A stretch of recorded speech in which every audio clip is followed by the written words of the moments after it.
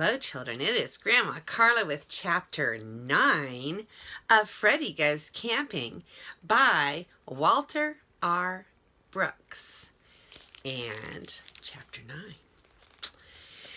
If Mr. Aha had been a real ghost, he could have flitted from Lakeside down to Stony Point and scared Mr. Camphor and Bannister into roaring fits before Freddy had finished exploring the suitcase.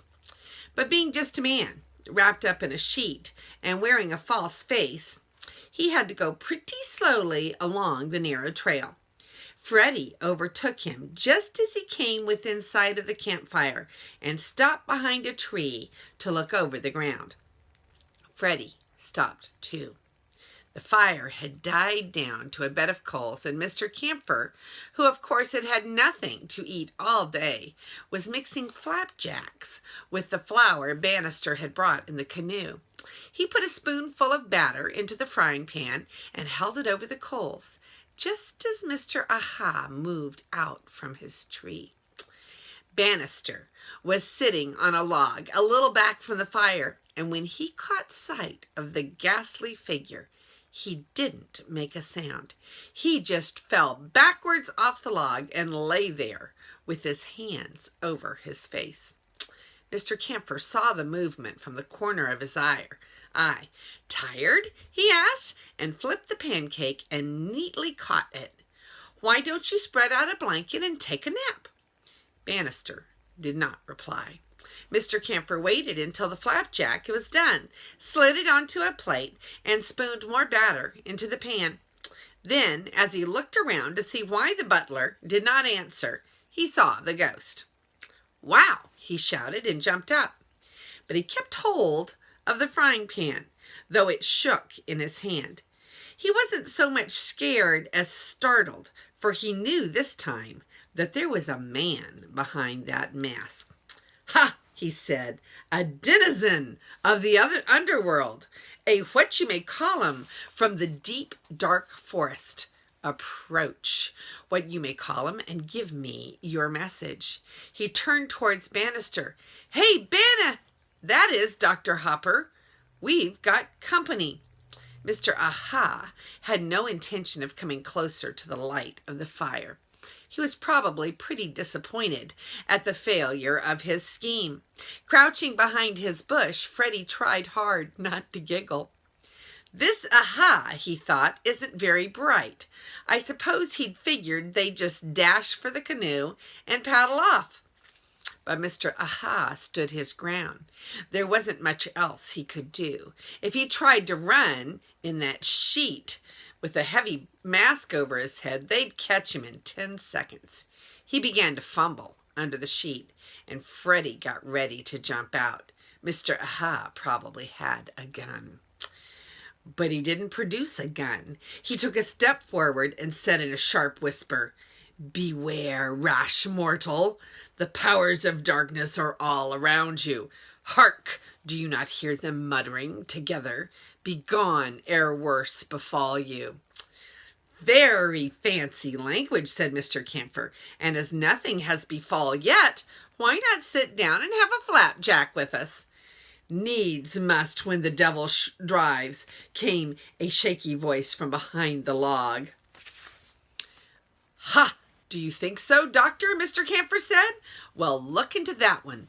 He got up and walked slowly towards Mr. Aha, shaking the frying pan a little to loosen the half-cooked flapjack.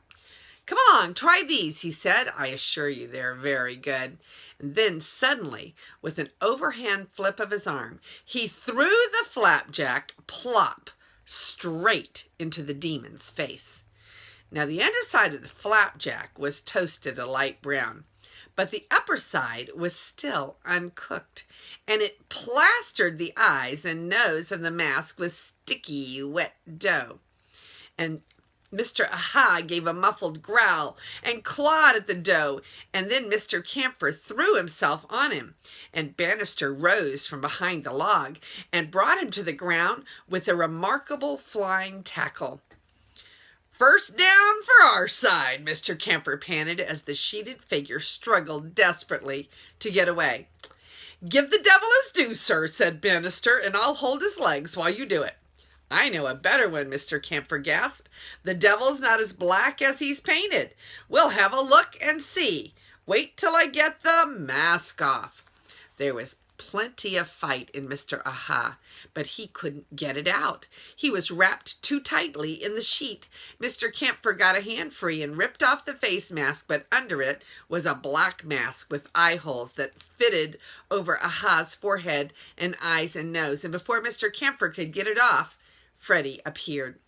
Now, Freddy had forgotten that he still wore the false face that he'd found in the suitcase, and he didn't at all realize that he looked like what he looked like when he came tearing out to the rescue. Mr. Camphor had been prepared for a man disguised as a ghost, but when he and Bannister looked up and saw this undersized creature with the head of a gorilla rushing apparently to attack them, it was not surprising that they jumped up and backed away in terror. And then, before Freddy could figure out what was the matter and take the false face off, Mr. Aha had scrambled to his feet, and the last they saw of him that night was the flicker of a flashlight and a vanishing flutter of white down the trail that led to Lakeside. Sounds like the ghost got a little bit of his own medicine, didn't he? All right, so here are the pictures. Here is poor Mr. Bannister, who was so shocked that he fell over the log and had his feet going straight up backwards. Fell over backwards. He was so shocked. And then here is Mr. Camphor throwing the flapjack and it landing on the ghostly figure's face. And the flapjack wasn't quite done, so it got all in the ghost's eyes.